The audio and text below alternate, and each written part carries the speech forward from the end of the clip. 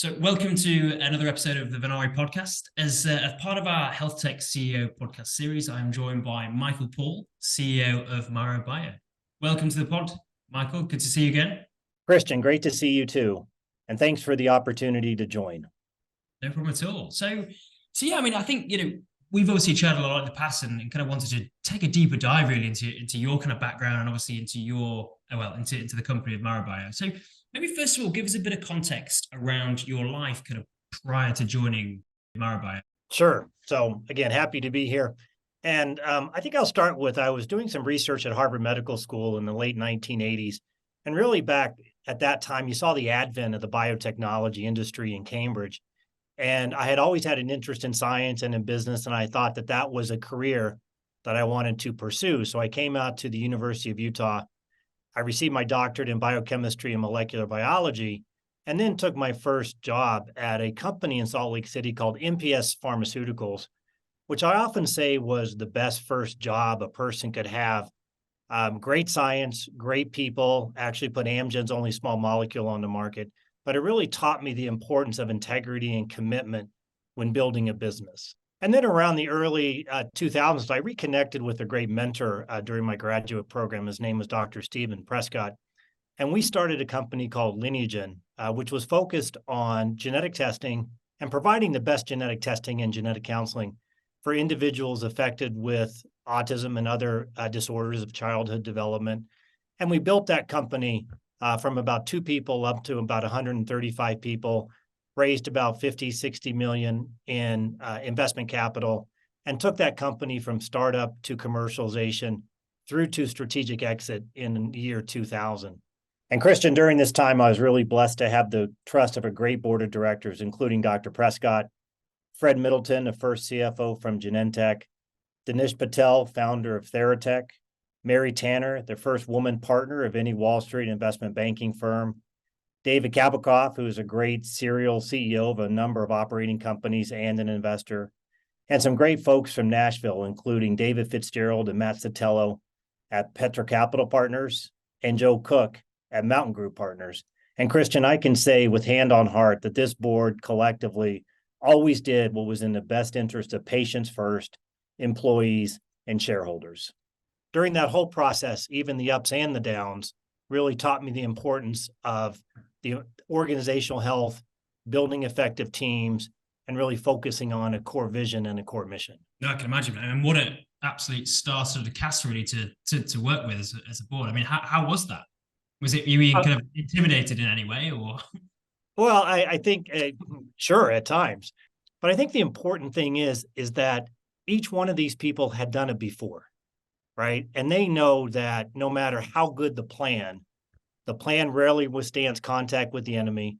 And it's about addressing the problems as they come up, not focusing on what went wrong, but then what do you do to fix a problem that comes up? And then again, that importance of organizational health, it starts at the board, it starts with the CEO, it starts with management to get completely aligned on a collective purpose.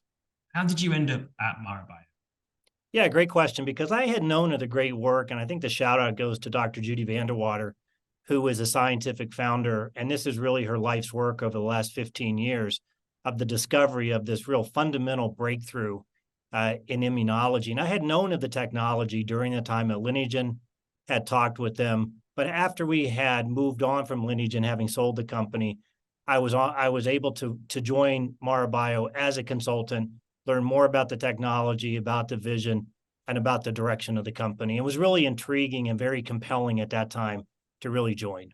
No, I can imagine. And maybe just for the benefit of listeners, obviously, and perhaps in layman's terms as well, what is it that MaraBio does exactly? Yeah, and I'm happy to answer that question, but I've learned the importance of starting with why behind a company exists. And the why behind why MaraBio exists is a world in which the most severe effects of autism do not exist. And the way that we will do this is by the detection and ultimate treatment and hopefully the prevention of a subtype of autism called maternal autoantibody-related autism, hence the name MaraBio. And in this subtype, which we believe affects currently, based on the current data, affects approximately 20% of all individuals with autism, is a case in which specific autoantibodies circulate in the mother's blood, cross the placenta at about 100 days during pregnancy and interfere with brain development, resulting in autism manifestations and eventual diagnosis of autism in the child. And so we are going to test for this by a simple blood test in the mother, in which, with a very high degree of accuracy, currently over 95% accurate, that if she tests positive for a pattern, which is 2 or more of these antibodies, then her child would be diagnosed with autism. What would be the next step then, Michael? So I think it's important to start with the end in mind, which is ultimately a test for every woman prior to pregnancy and every child at birth.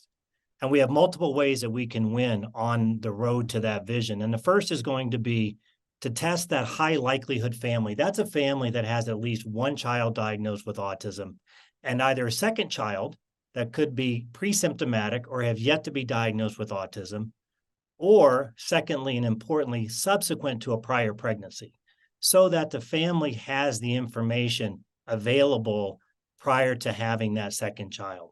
But I do want to emphasize that MaraBio will not test a woman during pregnancy unless and until there's a treatment available that can neutralize the effect of these pathogenic antibodies during pregnancy. And what is the benefit of knowing this in advance, basically? So the benefits are very significant. And I'd like to emphasize that the key benefit is pre-symptomatic detection for the likelihood of autism. And pre-symptomatic detection is important for all diseases and disorders in order to get the best outcomes possible. In the MARA subtype of autism in that child, whether it's at 3 months old, 6 months old, but even at birth, because these antibodies can be detected in the newborn blood spot, thereby this could be a newborn screen, getting that child into clinically effective behavioral interventions as soon as is practicable, much before the current age of diagnosis, which is 4 or 5 years old. Yet this early intensive behavioral intervention has been shown to be effective in children as young as 16 months. Now, pre-pregnancy, the importance is equally significant because there are interventions that exist today and that are in development that could prevent or actually block the transmission of pathogenic antibodies. For instance, intravenous immunoglobulin therapy, or IVIG, is currently administered to pregnant women today for conditions, not the MARA autism disorder, but for disorders that are caused by pathogenic antibodies, such as a hemolytic disease of the fetus and the newborn. And then, excitingly, and we're really excited about this, there are new emerging class of biologic drugs called the FcRn antagonist or inhibitors that have been shown to be safe and effective in phase 2 clinical trials in preventing these type of autoantibody-related diseases that affects fetal development. So although you are a founder initially, you didn't found MaraBio. What made you take the CEO role there? Yeah, I think that's a great question. And I think founding a company like Lineagen was certainly a passion of mine. I think I'm more focused on doing meaningful work. And I think that's really what compels me about MaraBio, is actually being entrusted by the founders, Judy Vanderwater, Jim Woody, Martin Kligfeld, to really pick up on this foundational work that has the ability to truly transform the care and reduce the prevalence of autism. So in some ways, because of this trust, I feel more compelled now to do the right thing at the right time and in the right way. So, MaraBio is in, very early stage. Commercially, I suppose, what's kind of the next step for you guys? Where do you see yourselves in, let's say, the next couple of years? Yeah, and I think you're right. I think the company is at the early stages, but the technology is not at the early stages. And I think that's important to point out. Well, I think what we're really excited about over the next couple of years is really moving into the precision medicine aspect of the technology. And that is partnering with pharmaceutical companies, biotechnology companies, or these plasma biologic companies that have developing and have on the market therapeutic interventions that can actually reduce or ultimately block the transmission of these pathogenic antibodies from crossing the placenta and interfering with fetal development. So we really believe this is a first and only opportunity to bring precision medicine to a family, and ultimately is the definition of precision medicine, right? To identify the patient even before the disease or disorder presents itself in order to prevent that. So that's where we really see the excitement about the Mara technology is in that area of precision medicine. Fantastic. And final question. I mean, you're a serial entrepreneur. You founded companies obviously in the past and now obviously CEO at MaraBio. What advice do you have for future founders, future CEOs? Anything that you can kind of shed light on? So great question. I go back to the reason why I joined MaraBio, and that's the opportunity to make meaning. And not just for yourself or your families, because they're going to miss you from time to time, but mainly for the people that need help. And we're in healthcare in order to help people.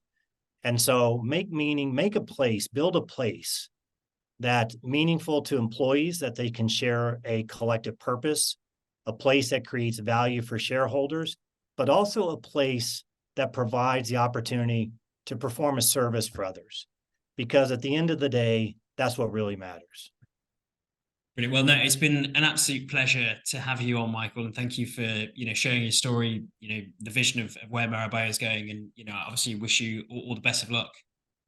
Well, Christian, I can't thank you enough for having me on, not for myself, but for MaraBio, because I truly believe this is transformative for so many people that are in such need for new technologies and new opportunities to really live a better life. So I really thank you for that opportunity to share the MaraBio story. No problem. All the best. Hey, thanks.